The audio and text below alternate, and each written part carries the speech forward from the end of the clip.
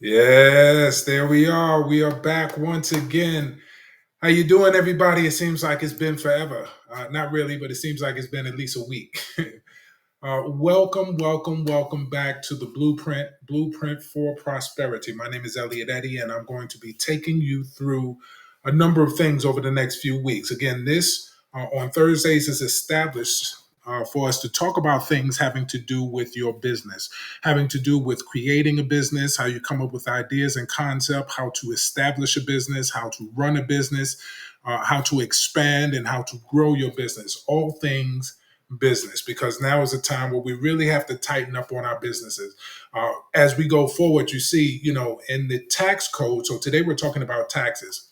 In the tax code, mostly all of the benefits or the deductions have been taken away from the average citizen. They are not the same type of deductions we have as an average citizen that you had maybe 5, 10 years ago. Really, a little bit longer than 5 years ago, maybe about 7 to 10 years ago. However, if you notice that there in your tax return, there are always deductions and taxes and offsets for businesses. That's why I say everyone who has the ability and the wherewithal to start a business, to run a business, or even to have a side hustle. It is a business, but just something that may not be taking over all your time, just a side hustle. Um, you should be doing that. You should have something like that. Um, and I think that's a great thing. So anyway, today we're going to be talking about taxes. We're going to be talking about understanding taxes, what business taxes are, how do you pay them, how do you prepare for them, and what are the some of the reasons that you want to do it, and what are some of the things that'll happen if you don't have this part of your business altogether. This webinar is going to be for entrepreneurs, for small business owners, for freelancers, for people who have a side hustle, anything that you are doing on your own or as an official business. You're going to need this webinar. So we're going to look at some of the basic tax forms, the deadlines, and steps that you need to do in order to file a tax return. So let's go ahead and get into it. The first portion we'll be going over is ta-da, understanding business structure and tax implications. So that's the first thing. So business structure and tax implications. So what I mean by that is the type of entity that you structure. Really, when you create an entity like a LLC, a corporation, sole proprietorship, all of those different type of things, or all of those different type of entities are created. And one of the main reasons is so that the IRS knows how to tax you. So, depending on the type of business structure you have, that's going to say how you are taxed and how you file those taxes, right? For example, a sole proprietorship, which is just you without, filing anything with the state. That if you start a business, if you start Mary Kay and you don't file anything, that's a sole proprietorship business because you are the only person. You are doing it as a business, but you didn't have to register with the state, right? So a sole proprietor business and an LLC business, these are businesses that you file on your personal tax return, right? You will file a Schedule C for this on your personal tax return. And a little bit later, we're going to take a look at some of these schedules and some of these forms, so I can go over them and show you just an overview of how they are filed to get you a little familiar with it. So if you have a Schedule C, you're going to be filing your LLC, you're going to be filing your sole proprietorship, and you're going to be filing those on your personal taxes. That also tells exactly when you have to file, what the deadline is. For a partnership, for example, if you have a partnership is if you have an LLC that has more than one person on there, and it has more than one. It could be two people or more. If it's two people, if it's not a husband and a wife, if it's two people outside of that marriage, then it is a partnership. You can have up 100 people inside of a partnership. So for a partnership, you would file a different tax form. You would file a form that is called the 1065. That is the tax form you file for a partnership. C corporations, you file C corporations totally separate. So a C corporation or a closed corporation is filed separate from your personal taxes. So it has its own tax return. It files as its own person. It pays taxes based on the amount of income that it makes. Of course, if it doesn't make any income, and it loses money, then there are no taxes due. But if you make $10, there's going to be some taxes due. And corporate taxes are filed separately, and you find out how much they are. They're computed a little bit differently. And then, for example, if you have a S corporation, which is a different type of corporation, it is a pass-through entity that files its own tax return, but it prints out a K1, a form called a K1, and it gives to every person that is part of that tax return. So, for example, just like a partnership, a S corporation can have several owners, several people that have ownership in that corporation. You could have up to 100 people that are part of your S corporation. The S corporation files its taxes. Let's say there are 5 people, and each person has 20% ownership in that corporation. So when the S corporation files its taxes, and let's say it makes $100, each person gets 25% of that $100. So you will get a K1 that will tell you this is how much money you need to claim on your taxes for your portion of the taxes that are owed. And of course, if it takes a loss, then you have your portion of the taxes that are lost, or the income that is lost, which you can claim as a deduction on your tax return. I hope that wasn't too much, but it's basically let you know that depending on what type of structure, what type of entity you have, that's going to tell exactly how you have to pay your taxes. So now, and that's how the business is actually structured. And since I was just talking about that, let's do this. Let's take a look at some of these tax forms so you can see. Let me pull up a little bit. Let's take a look at some of these tax forms so you can see exactly what these forms are. So, for example, let's say you're filing a LLC or sole proprietorship, since we mentioned those first. If you are filing a sole proprietorship or LLC, this is the tax form that you're going to be filled out. It's called a Schedule C, and is part of your Form 1040, which is your individual tax return. This is also referred to as profit or loss from business. So if you're going to file, let's say sometimes you'll be going to get a mortgage, and the mortgage wants to see the last 2 years of your tax return. If you have a business, then they're going to ask, well, let me see the profit and loss statement.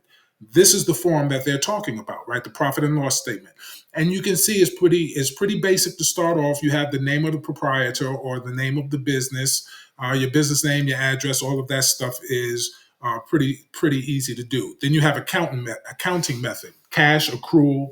Cash is if you pay cash right then and there. Of course, if you're paying cash and receive cash, accrual is if you have stock and inventory, and you get the money, and you claim the money as you actually receive the money, which means that you might not have that money today, and you'll get paid for next month. But anyway, we don't have to go over all of that. So then there's a couple of other questions. Did you materially participate? When did you acquire the business, and so on? Now, when you get into the taxes themselves, there are two separate portions. You have income and you have expenses. These are the major points that you have to think about concerning taxes. Now, when you look at an income, you're looking at gross receipts or sales. You're looking at all of the different types of incomes. If you have income from sales and receipts, if you have income from returns and allowances, if you have cost of goods sold, gross profit, all of this is the same. You want to take all of the income that you receive and you put it down in this area, and then you come up with a number, which is your gross income. Your gross income is going to be a combination or a sum total of all of the different types of income that you have, and it goes right in here. Then you have expenses. Now, expenses are the deductions that you have for spending money on things having to do with your business, and then there'll be a list of a number of things. So you have advertising costs, car and truck expenses, commission and fees, contract labor, employee benefits, legal and professional service, office expense. So all of these different things that you're doing throughout the year, if you have to rent property, if you have to rent equipment, if you have supplies, if you have taxes or licenses that you have to get, travel, deductible meals, utilities, and then wages that you pay other people, other type of expenses, all of the things that you pay for the running of your business during the year. You want to keep a good record of those.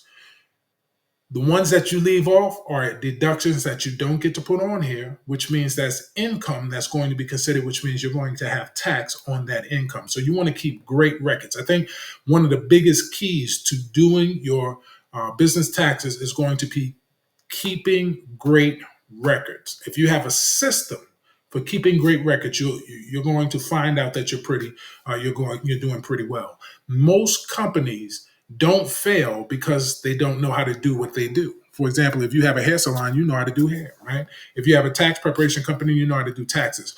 If you have a shoe store, you know how to, get merchandise to sell shoes. So most people know how to do what it is that they do. Where they get caught up in is the back end of the business, not knowing how to keep good records, not knowing how not having a system in place of records. And believe me, that will destroy your business. So when you hear that most businesses fail in the first five years, most of those reasons is because they don't have their finger on understanding the income and the deduction structure of their business, right? They're spending money with no idea how much they're spending, where they're spending it from, and how much is leaving them. So they don't know what their cash flow is. They don't know how much they have coming in as opposed to how much they have going out. They overspend and end up in debt. All of these things happen when you don't have a system for deductions and expenses. So this is going to help you. So I'll give you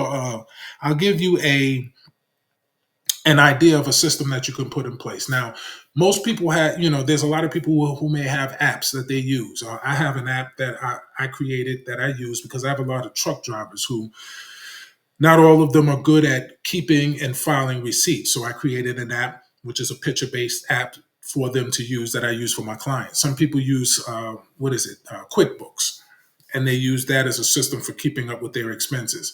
No matter whether you use something electronic or you can use something that's analog. Before I got into the app, before I created the app, what I had was an analog system, meaning I had literally had a folder that I put in my file cabinet that would say 2024 tax deductions. And every time I had a receipt, what I would do is I would take that receipt. On the top of the receipt, I would write what the receipt was for. So if it was for supplies, or it was for insurance, or if it was for legal services or education, I would write on the top what that receipt was for. And the second thing that I did was at the bottom the amount that I spent, I would write it in pen and I would circle it. The reason I would do that is because if you keep receipts for up to a year, that ink fades. So you keep your receipts for a year, you can pull a receipt out of a folder and not even be able to tell how much you spent on that receipt because the ink fades. So that's a little game that I'll put you up on now, so you don't have to go through that and try to figure that out. But I would take that receipt and I would just put it in the folder. Every time I received the receipt, I would put it in the folder. So that way I had all my receipts in one place. If I did something online, Amazon, or bought something from somewhere else, what I would do is in my email, I would create a separate folder that would say 2024 receipts, and then I would save it in that folder. So I would have a record of all of those. Now, once every quarter, every 3 months, what I would do is I would go into my folder and in my online folder, and I would take all of those receipts and I would separate them out, separate them by subject matter, whether it was insurance, whether it was commission, advertising, marketing, utilities, whatever they were. I would put them all under the same title, and then I would just add them up, write it on the envelope. So I would say quarter number one, I spent $4,000 in supplies. I spent $2,000 in travel. I spent $4,000 in deductible meals. I spent X amount of dollars on rent for the warehouse, and I would list all of those just for that quarter. And I would do that every quarter. And the reason I would do that is for two reasons. Number one, it let me know through every quarter how much money I was spending. So I would know how much money I made in that quarter, and I know how much money I spent. But more importantly, I know what I spent it on. So that way I can keep my finger on the button of my business. So I know, okay, well, this month I spent too much money on advertising, or I spent too much money on travel and meals, or I spent too much money on rental. So now I know that in the second quarter, I need to ease back off of that, right? I would know that in the second quarter, I would need to put more money in marketing. It would let me do that. But the second reason I would do that is so that at the end of the year, I wouldn't be overwhelmed with 1,000 receipts. At the end of the year, all I had to do is go back to each one of those quarters, which were 4 quarters, and say, okay, let me add up the expenses in each one of these things over the 4 quarters. Boom, I have a number. I can give it to my tax preparer. Well, that would be me, but I had a number and I knew exactly what my business was doing, and that helped me stay organized. All right. So the last thing on this, after you finish all of that, you have a total expenses. And then you have tentative profit, which you're going to minus your expenses from your income. And that's going to tell you whether you made a profit or whether you took a loss. Now, the rest of these are going to be a little bit more involved. You can do these on your own, cost of goods sold. All you really have to do is read it, and it'll tell you what to put in there. For example, inventory at the beginning of the year, cost of labor, material and supplies, other costs. It'll tell you what you want to put in there. For your vehicle, did you have a vehicle that you use for your business, right? So if you use your vehicle for your business, you can deduct the amount of miles that you put on your vehicle. You cannot, if the vehicle is in your personal name, you cannot deduct the note. If the vehicle is in your business name, then you can deduct the note and everything that has to do with the vehicle, if that's what you use for your business. If you have a regular job and you do a business on the side, what you would do is you would want to make sure that you add up all of the miles that you're using for your business. If you go to get some supplies, if you go to find a client, if you do a home visit, whatever it is that you're doing, make sure you keep a record of those miles, because in here you're going to want to claim those miles. That helps. Normally, I would tell my clients that you want to claim the miles and not the gas receipts, because usually you get a little bit more money for the miles than you do for the gas receipt. I think mileage last year was either 51 cents or, I think either 51 cents or 52 cents per mile. So, and that adds up. And then you put any other expenses that you have on there. And that is a Schedule C. That is if you have a um, LLC, or if you have a sole proprietorship business. And now I'm going to show you a couple of different ones. We're not going to go over everything on them, but I just want you to be familiar with what they look like. So for example, let's say you have a S corporation. For an S corporation, which is the one that's a pass-through entity, very familiar. I mean, very similar. Same thing. It's called an 1120S. And then it has the same thing. Once you give all your information about your business, your date incorporated, all of those information, your EIN number, you're going in the first section, which is income, and the second section, which is deductions. So you're going to do the same thing. Put all of the money that you received as an income inside these lines. All of the money that you spent as deductions inside these lines. Now you'll have a few more things that are attached. For excess net passive income, and there's a little bit more to understand when you're doing the business taxes, but basically this is going to be the basic things. If you have other things that's part of it, then you know that you'll have other things to put in. Most people don't. They just have the basic. Now, part of this, there'll be a bunch of questions that you have to ask, that you have to answer as well, having to do with your business. Does the corporation own a pass-through entity? Does the corporate aggregate average amount? So there's different questions which you can usually answer right there, because you'll know. First of all, if you don't know what it's talking about, then chances are that's not something you had. So during the tax year, was the qualified subchapter S subsidiary election terminated or revoked? Well, if you don't have qualified subchapter S subsidiary, then you're going to be like, what is that? Then that means your answer is going to be no. Shareholders, I told you this is a Schedule K, because in the S corporation, there are owners, up to 100 different owners. Each owner gets a prorated amount of whatever the income or the deductions are. And then it just goes on with different information, balance sheets as per book, and different questions that you have, which you can go ahead and fill it out. This is why a lot of people use tax preparers. But let me let you know that you can prepare the taxes if you like. It might take a little getting used to. It's going to take a lot of reading. It's going to take some research. But if you go on the IRS website, they will also give you what's called so you can get the like the 11th tax form, but they also have the tax form instructions. So it does give you a little bit of that. What I would say is, you can do that, or you can find a tax preparer. But even if you get a tax preparer to do your taxes for your business, you really should know what they're doing. You should know what's going on with your business. You should know the basics, so that, because ultimately you're going to be responsible for whatever they put on those papers. Now, when the IRS comes a calling, they're going to come a calling your name, right? And you can tell them, well, it was the tax preparer, but there are people who've said that, and that didn't work out so well in tax court. So you want to make sure that you keep an eye on that. And we'll take a look at a couple more, and then we'll move on, because I think you guys we'll get the point. Let's take a look at, we've taken a look at the S corporation. Let's take a look at the partnership. I think that might be a good one. Oh, that's not the partnership. Let's take a look at the partnership real quick. There it is. All right. So I told you if you have a partnership is a little different. Partnership is an LLC where you have more than one person that is part of the LLC that are not related, that are not married, that are not legally married. So that's where you would get it. So this is a U.S. return of partnership income. Same information up top. Couple of questions right here. Then it's broken up into income, deductions, tax, and payment. So you put your income in, you have your deduction, and based on whether if you made profit, then you have some taxes and payments. And then, of course, there's some other questions that you have to answer according to the type of tax return you're doing. Is this partnership a Section 721 partnership as defined by this? Well, if it's just a partnership between you and two of your friends, and that's all it is, then it's not going to be part of a 721. But I would say go ahead and you can look up 721C partnerships, and Google will tell you exactly what that is, right?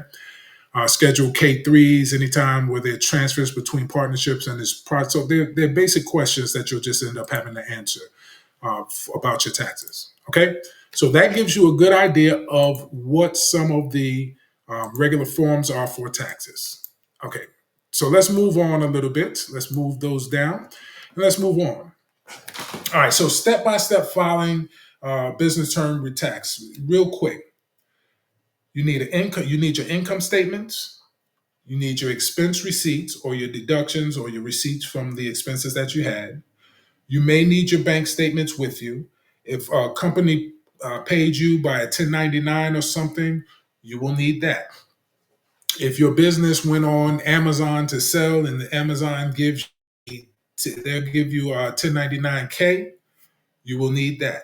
So whatever forms you have, you need all of those forms. So don't leave anything out. When you take it to your tax preparer, don't leave anything out. Take all of the income, all of the expenses, have it before you, and that's how you,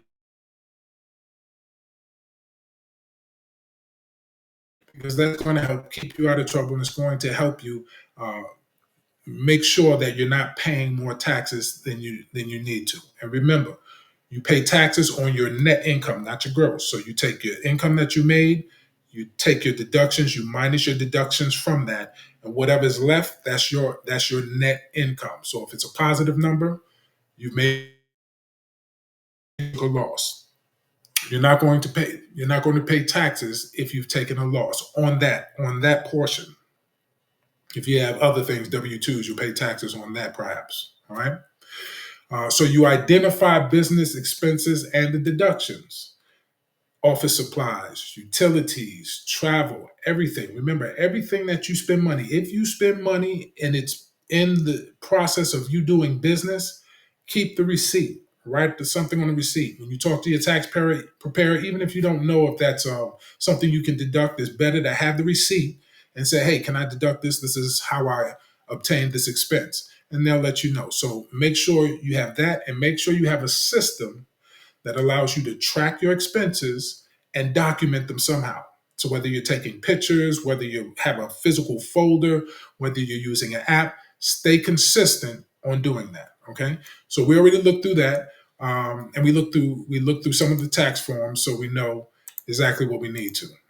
So let's take a look at the next part. Next part is how to determine business income. We've already pretty much went over that. So let's move to the next part, which is completing the tax forms. We already took a look at that. Here we go.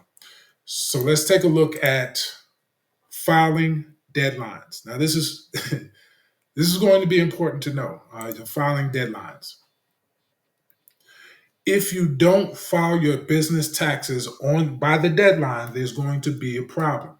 You and the IRS and or the state are going to have a problem, right? So let's talk about some of the deadlines. So first of all, if your business pays other people, if you for your business pay other people, if you give them a 1099 or W-2, you have a responsibility to make sure that they get their paperwork in time so that they can file their taxes. So a 1099 NEC, it's called NEC, it's called non-employee compensation, non-employee compensation. This is when you pay them and you're not taking taxes out of their money. You're just paying them straight. They're not technically, I mean, if you don't have control over the hours and how they do their job, then they're a 1099. They're like a subcontractor or they're an independent contractor. Those people are the people that you pay with a 1099 NEC. Now, as far as your business your business is concerned, you have to file that paperwork with the IRS. You are supposed to send in that information to the IRS by January 31st. You have to give it to them and you have to send a copy of the 1099 to your employee or to that independent contractor by January 31st. So that means come January 1st, you really need to be getting this paperwork together, right? You have to send it to the IRS and you have to send it to the employee. Same thing with the W 2. Normally, you have a company that's doing your W 2, a payroll company. So they make sure all of the information is sent, but just make sure the employee has to have those W 2 forms they have to be sent in the mail by January 31st so that they can have them. Okay. So here are the dates. First one is March 1st. Remember these dates. Write these dates down if they apply to you. If you are a farmer or a fisherman and you did not pay estimated tax payments during the year, your tax return is due on March 1st to avoid penalties. This is just for farmers and fishermen, right? If you did not pay estimated taxes. Now what estimated taxes are is every quarter, depending on how much you made for that quarter, your estimated taxes mean you are sending in a tax payment to the IRS based on what you made for that quarter. So if the first quarter you made $10,000, then you probably want to send the IRS, $1,200, which is an estimated payment of taxes for that quarter. Now, if you're a farmer or fisherman and you didn't pay that during the 4 quarters, then you need to file your taxes by March 1st to avoid any type of penalties. Now, if you did send in estimated tax payments, then you can file your taxes April 15th, no penalty. Okay, that's just for farmers and fishermen. The second one is March 15th. If you own an S corporation or a partnership, the taxes for the S corporation and the partnership is due on March 15th. If they are not in and filed by March 15th, you're going to have some penalties some late penalties that you're going to owe the IRS. And I'm going to tell you how much those penalties are for these, and you'll find out that you don't really want to owe no extra money. So if you have an S corporation or partnership, March 15th is your date. The next date is April 15th. If you have a sole proprietorship or you have a single member LLC, that means the LLC is just you or just you and your spouse. And remember, sole proprietors and LLCs, you file yours as a Schedule C on your personal tax return. If you have those, then your tax date is April 15th, regular tax date. You must file by April 15th. You can always get an extension for any one of these. That'll give you an extension of up to 6 months. An extension does not mean that if you owe taxes, you still owe taxes on the 15th, but it'll give you an extension on filing your tax return, because there are two type of fees that I'll show you that the IRS will charge you, and the state. They will charge you for late filing and they will charge you for late paying. So now if you file an extension, which gives you 6 months, so April 5th, on the 14th, you file an extension, you have until October 15th to file. That means if you file by October 15th, you won't get a fee for late filing. But if you owe money, you will still get a fee for late paying, because they're not going to extend it just because you did an extension. If you owe them money, they're going to want their money on time. All right. The next thing is your corporate tax return. Next thing is your nonprofits. For all nonprofits, your Your date to file is May 15th. It is due on May 15th. That's if now there are two things I do have to mention this because sometimes nonprofits do this. There's two things. One is called a fiscal year, one is called a calendar year. Your business either runs on a fiscal year or a calendar year, which means a calendar year is a regular year from January 1st to December 31st. That's a calendar year.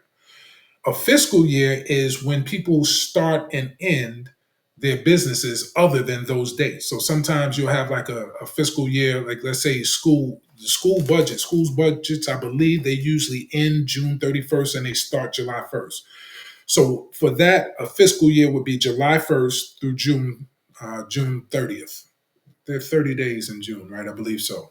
So a fiscal year is any other 12-month period that you judge your business that's not a calendar year.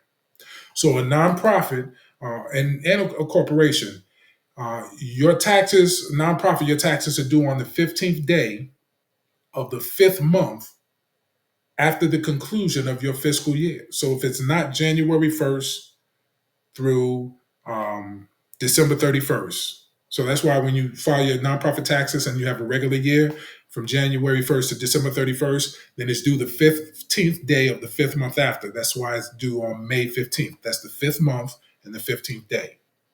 If your fiscal year ends June 30th, then it's July, August, September, October, November 31st, November 15th. That's when your taxes are due. Okay. Something special about a nonprofit that you must keep in mind. If you fail to file your taxes for 3 years in a row, number one, you're probably going to owe some income taxes, and its tax exempt stature, that nature is going to be snatched. I've known people who've had it snatched. So if you don't file your nonprofit for 3 years, you're probably going to owe the government some money and you're going to lose your 501c3. You can file to try to get your 501c3 back, but it's going to cost you time, it's going to cost you money, and there's no guarantee that you're going to get it back. So make sure you do that. Anyone who's filing a nonprofit, you file that on a form called 990, right? If you have made less than $50,000 for the year or collected less than $50,000 for the year, then you're filing. I think you only have to file something called the 990 N. Is it the N? Anyway, it's almost like a postcard, just to tell them, hey, I'm filing my taxes. I didn't make more than $50,000, right? Um, if your gross receipts are less than $1 million, and you file your 990 after the due date, including any extension, you are going to owe the IRS $20 per day for each day that your tax return is late. As a matter of fact, since we're talking about being late, let's talk about late fees and penalties. I just want to get this out. We're almost done with this. I think I've given you a lot of information. It seems like it's, to me, it kind of felt like it's, dry information. Taxes might feel like it's dry, but it's very important that you know these things. So let's talk about late penalties, or penalties for filing late and penalties for paying late. You're going to love this. All right. So uh, for a nonprofit, the penalty for not filing on time. Well, no, actually, let's talk about people who are the late penalty altogether. If you file your taxes late, the penalty is up to 30% of the taxes due. So the way it's broken down is it's 6% per month on the taxes due, up to 30%. So let me give you an example. Let's say you are filing your business. You're supposed to file by May 15th, but you don't file and you owe $1,000. You made $1,000 in income. So you're supposed to pay taxes on $1,000 worth of income. Now you file an extension, which will get you 6 months of an extension. So that means at the end, if you file before that 6 months over, you don't file a late penalty. I'm sorry, no, that is the late penalty. If you don't file in that 6 months, you are going to get a late penalty. That's a late filing penalty. So here's a perfect example. Most people file by April. You're supposed to file by April 15th. You file an extension. The extension gives you until October 15th to file your taxes. You have an LLC or something. But let's say you file your taxes on December 13th. That means for every month between April 15th and December 13th, they're going to charge you 6% of whatever the taxes you owe. If you owe $500, they're going to charge you 6% of that $500 every month until it gets to 30% of what you owe. So that means for $500, you can owe another 30% of $500. That's what? 10 is 50, $150. So that means at the end, it would be $650 that you owe. Did that make sense? So if you're late filing your taxes, you're going to have a late fee of up to 30%, 6% per month, up to 30%. That's for not filing on time. So let's say if you don't, let's talk about now you don't pay your taxes. The tax penalty for not filing your taxes is like, what is it? 4.5 to 5% per month of the amount of taxes that you owe, plus interest, plus interest, plus interest. So you're gonna owe what you owe, plus you're gonna have a fee, plus interest. So it's always important to make sure that you're filing on time because those numbers add up. And the last thing I will tell you about that is, well, no, that's it.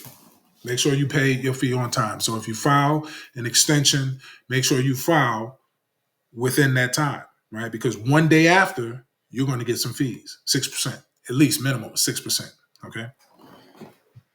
File your taxes on time.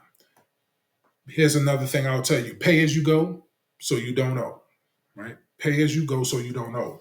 And this comes in play when I tell people when, let's say you are making money, you're collecting money, you got an LLC, sole proprietorship, you're making money during the year. Let's say, for example, you're driving Uber. That is your own business. So you're driving Uber and you get paid your money, weekly. Right? So you're getting your money every so often. Some people make a lot of money doing Uber. So, they make, $4,000-$5,000 a month or more. Here's the thing. Every 3 months, every quarter, you either want to send some money into the IRS for an estimated tax payment, or you want to put some money aside if you are good at saving money. I would probably tell you put aside at least a good 10 to 15%, 12 to 15% aside, because you're probably going to owe money on that income that you've had. Pay as you go so you don't owe. Don't spend up all your money, and then at the end of the tax season, you find out that you got a tax bill of $3, $4, $5, $8, $9,000, and then you're hurt because you didn't put any money to the side, you didn't pay any money. Don't do that because that hurts. It hurts bad. So that's penalties. Oh, and let's just talk about the state state also.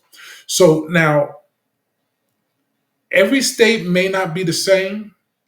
Um, different states may have different penalties, but let me tell you about Virginia. I'm in Virginia.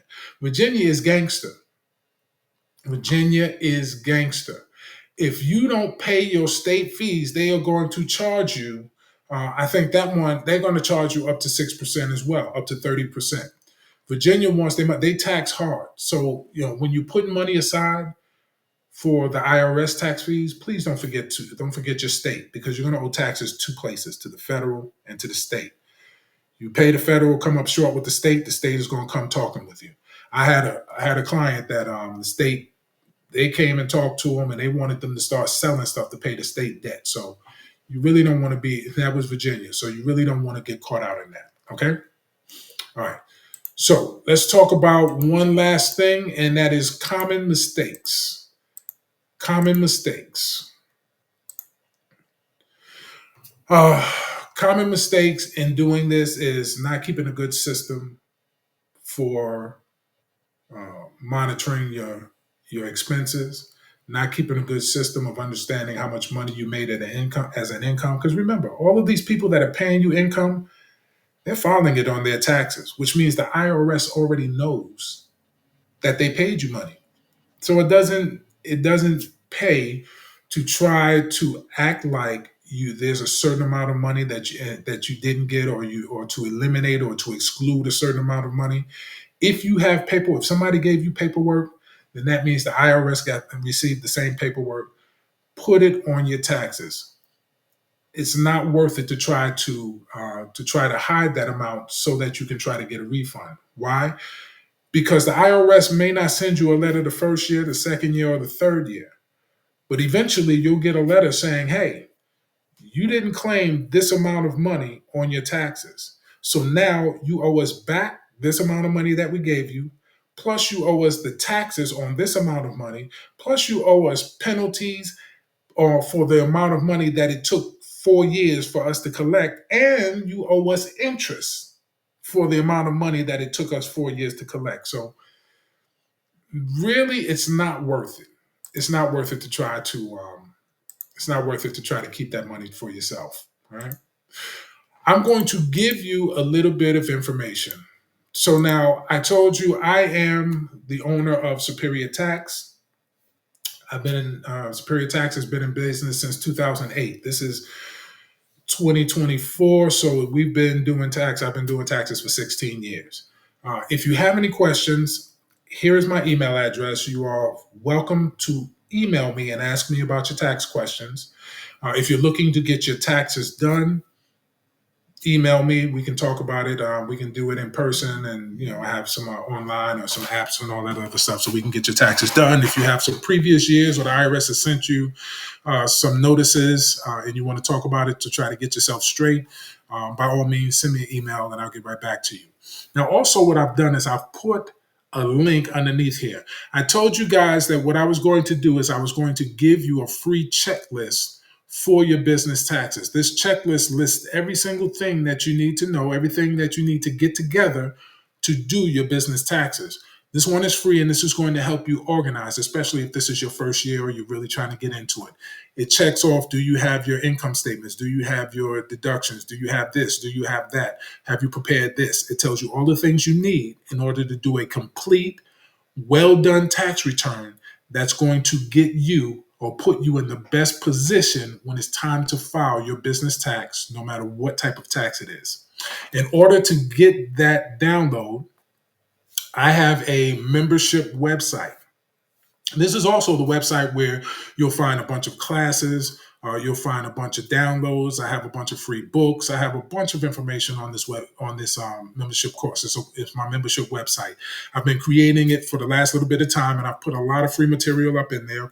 Like I said, courses, books, blogs, downloads, all of the things that I've been talking about on these last few videos, that I've given away, templates for promissory notes, templates for business income, templates for cash flow statements and balance statements, all type of business information and templates that you need that you won't really find easily online, and that somebody's going to charge you big dollars in order to get these. I put them up for free. Eventually, I'm going to start charging a membership fee for this site. I haven't done it yet. I'm not going to do it probably. I might do it at some point before the end of the year, but I'm not doing it now is the point. So right now you have the chance to go ahead to the website, sign up on the website. Membership is free, and you'll be able to go in and you'll be able to start watching classes for free, courses for free, have access to the master classes and to webinars, have access to free books. I think I have 1 or 2 books up there right now, and I'm going to be putting some more up over the next few weeks. I have a bunch of templates, business plan templates, business, articles of incorporation, bylaw templates, all the templates that you're going to need in order to successfully start and build out your business. So go to the website, go ahead and sign up and register, and you can begin downloading all of those things. In there is also the tax filing checklist. There's a checklist in there so that you'll have everything that you need to file. So go ahead and do that. In a few minutes, I am going to log off of here. And if you are one of the people that are inside the live taping, the link that I gave out for the live taping, I'm going to answer your questions concerning your business taxes, your filing of business taxes, I'm going to answer the questions concerning the specifics of your business and how to file your taxes. If you have anything on back taxes or IRS letters or IRS paperwork that they've sent you, or failure to pay notices, or tax lien notices that they sent you, go ahead, and if you're in the live studio audience, I'll be able to answer those questions for you now. All right, so I hope you guys received a lot of information from this. It was a lot of information to receive, but like I said, taxes are important. This is one of the things that will cause your business to shut down, either not filing your taxes right and the IRS coming after you, or just not having a system because you don't understand the type of things that you need to keep track of so that you can run your business well and also be prepared for taxes, as well as being prepared to understand how the money flows in and out of your business. This is Elliot Eddy. I hope you had a great time, and I will see most of you later, and I will see a few of you in the Q&A session. Have a great